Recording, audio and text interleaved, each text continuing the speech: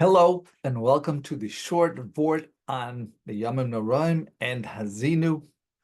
This is adapted from the Torah of Brisk on Rosh Hashanah Yom Kippur, as well as thoughts from Rabbi Daniel Glatstein and Rabbi Shalom Rosner, both of them citing thoughts of the Vilna Gaon. The Rambam Maimonides writes that all the mitzvahs in the Torah, whether positive or negative, if a man has transgressed one of them, he's obligated to confess it before Akash Baruch Hu, before God, Lefnei Hashem. Question is that the Rambam expresses this idea in many places that a person must do Teshuvah before Hashem. What is the Rambam's intent by this? The answer is the foundation of sin is a lack of faith. Because if someone had complete faith in Akash Baruch Hu, it would be impossible for them to sin. They'd be so afraid of this. But since people don't have this complete faith in Hashem, therefore they sometimes sin.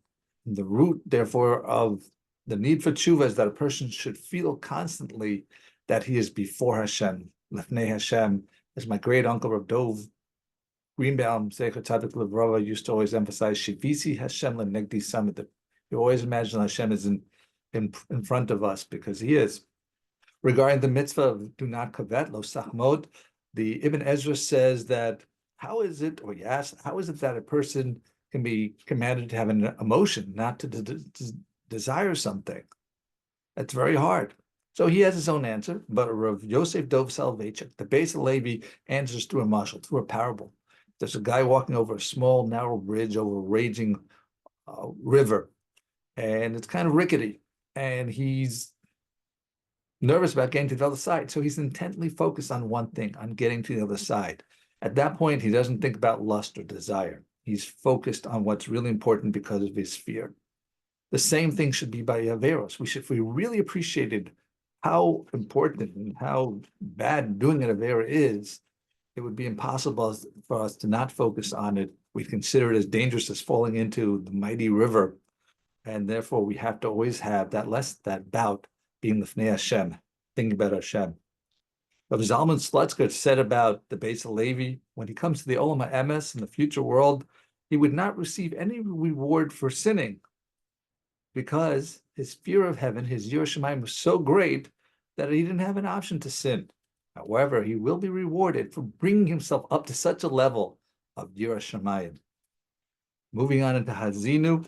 So Rabbi Shalom Rosner, when giving a Daf Yomi shir in 2021, so he mentioned the story that he said was connected to parshas Haazinu, where a friend from the Vilna Gaon's youth asked him, "How is that you're this great Gaon and I'm just me?"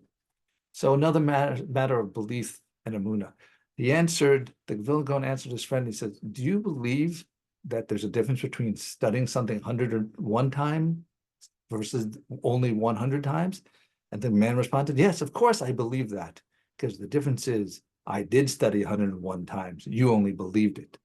So you have to live practically in your emunah of Hashem, and you'll be able to grow to different levels. And finally, numericals. The Vilna Gaon says that parshas Haazinu, even though it has 52 psukim, you could find that at the end of pretty much any chumash, it has 613 words. And he says this matches within one of charos al haluchos, that the things that were engraved on luchos, and charos is 614. And if you take the gematria of chachma, 73, bina, 67, das, 474, you get 614. So you see that as a lesson or an illusion that the Haazinu is connected to the whole Torah, which is all, the Seres Dibros are part of, correspond to the whole Torah. So you can find every bit of Torah in parshas Haazinu. So let us have Shivisi Hashem lenegdi samid. Let us have Yirah Shamayim. May we be zocha to peace and harmony, health, and having a wonderful year. 5785. Like, share, and subscribe. Kasiva v'chasima tova.